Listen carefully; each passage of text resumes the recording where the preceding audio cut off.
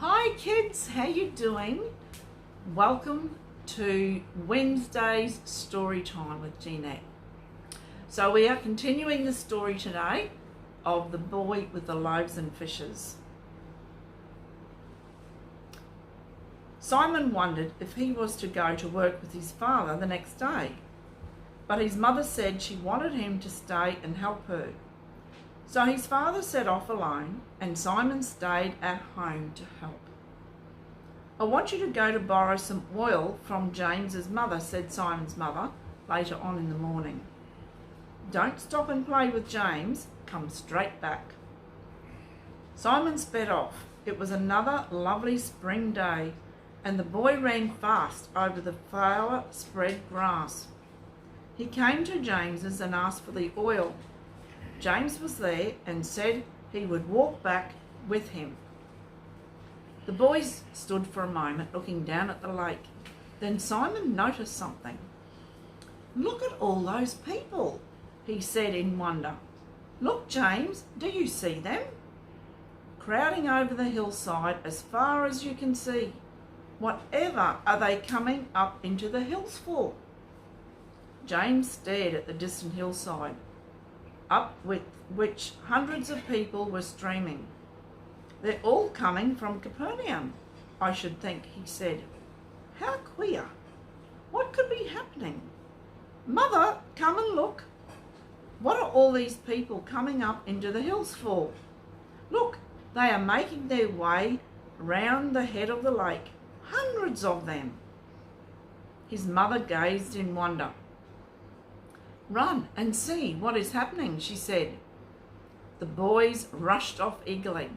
They came at last to a group of 4 or 5 people. A woman called to them, You boys, have you seen him? Is he anywhere near here? Who? Asked Simon and James, surprised. There they are, running to see what's happening. Jesus! We've come to find him. Look, do you see my poor little girl? She is so ill and no doctor can heal her. But Jesus can. We must find him. The boys looked at the thin, pale child in the woman's arms. Her bones showed through her skin. I haven't seen anyone strange here, said Simon, and he suddenly began to feel excited. How do you know that this man is anywhere near here?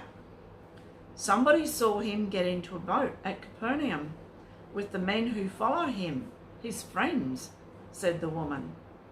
He sailed away across the water. We think he will land somewhere here, and we have come to find him. Look at all the people who want to hear him. The boys gazed at all the crowds that were coming up the hillside. Some of the people were ill and in pain, but they were certain that if only they could find Jesus, they would be better at once. There's some of the people. Sometimes friends carried an ill man or woman between them. Mothers carried sick children. All they wanted was one man, Jesus. Where was he? Many people were as strong and well as Simon himself. They had come to hear Jesus talk. They wanted to see him do his miracles. He was so good, so powerful, so kind. Surely he must be the greatest man in the world. But where was he? Nobody knew. The boat into which Jesus had stepped had sailed away to some secret place by the lake. Jesus was tired, and so were his disciples, the men who followed him and were his friends. They wanted to rest and be quiet in some peaceful spot up in the hills far away from the busy town of Capernaum. Peter, in whose boat Jesus went, knew the countryside well at the other end of the lake. He knew the wild, quiet places where Jesus might rest.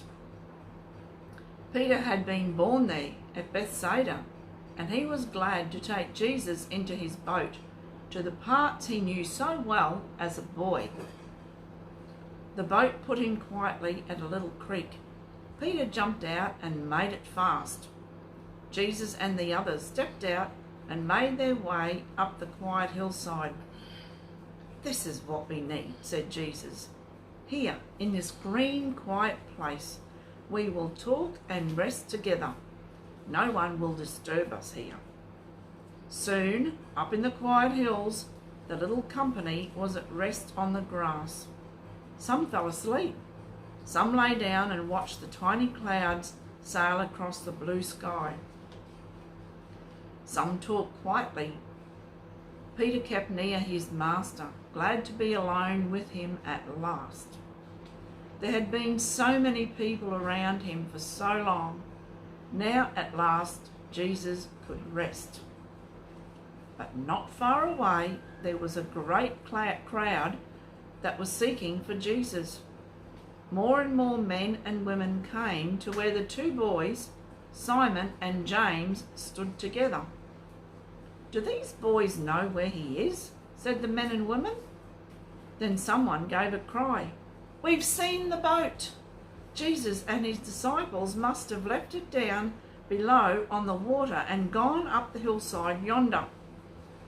Surely those are men sitting on the grass over on the next hill." The great crowds moved away at once toward the hillside where Jesus sat. Jesus saw them coming, and so did his disciples. Peter looked at his master in disappointment. Now the day would be full of work for Jesus. Was there time to get away before the crowds rushed upon them? But Jesus did not want to go away. "They are like sheep without a shepherd," he said, full of pity for all the people coming towards him. Simon and James were almost knocked over by the great crowds that pressed past them to go to the next hillside to see Jesus. "Shall we go too?" said Simon in excitement. "I'll go and ask my mother," said James. "You take your oil home and ask too." The boys raced back to their homes. Simon burst in, panting, "Mother, oh mother, that wonderful man Jesus has come near here in the hills. Can I go and see him?" "Mother, there are thousands of people out there. They have walked all the way from Capernaum." "Take me too," said Ruth at once. "You're too little," said Simon. "You'd be frightened of the crowds." "I've never seen so many people in my life. Oh, Mother, do say I may go for the rest of the day. Maybe Jesus will heal the sick people and tell stories. May I go?" "Yes, you may go," said his mother, smiling at Simon's hot, eager face. "You worked so well yesterday, you deserve a holiday. Come back this evening and tell me all about it." "Oh, thank you, Mother," shouted Simon, and he rushed off at once. But his mother called him back. "Simon, you can't go off without taking something to eat. Wait a minute now." "Oh, I can't wait," shouted Simon. But he came back all the same, ready to snatch what his mother was preparing for him. "Now look, here are 5 loaves for you," said his mother, putting the thick slices of bread into a basket. "And see, here are the 2 little fishes you caught yesterday.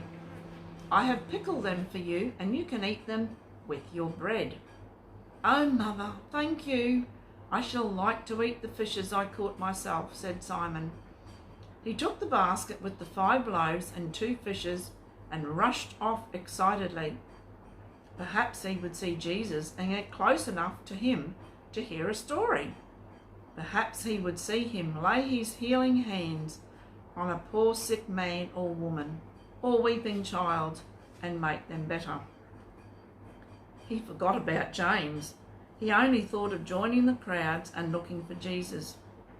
He sped down the hill as fast as he could and at last came to where the crowds were still pressing on. Here's some of the crowds wanting to listen to Jesus. "Now, perhaps I shall see him," thought the boy. What will he look like? I shan't dare to speak to him, but I shall get as close to him as I can. And that's the end of that chapter. Now you make sure you're ready to listen to it again tomorrow. I hope you're ready for the next chapter.